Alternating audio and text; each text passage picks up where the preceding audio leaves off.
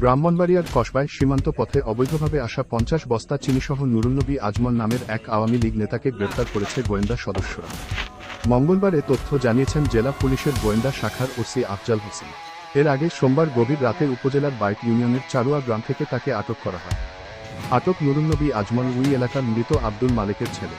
তিনি কসবা উপজেলা আওয়ামী লীগের সদস্য ও বাইট ইউনিয়ন আওয়ামী লীগের যুগ্ম আহ্বায়ক। জেলা পুলিশের গোয়েন্দা শাখার ওসি আফজাল হোসেন জানান, গোপন সংবাদের ভিত্তিতে নুরুন্নবী আজমলের বাড়িতে অভিযান পরিচালনা করা হয়।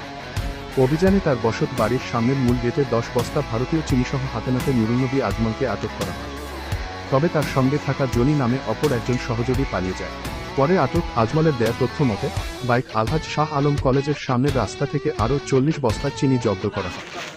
তিনি জানান, মোট 50 বস্তা ভারতীয় চিনি উদ্ধারের ঘটনায় আজমলকে মামলা দায়ের শেষে আদালতে পাঠানো হয়েছে। পলাতক আসামির বিরুদ্ধেও আইনগত ব্যবস্থা গ্রহণ করা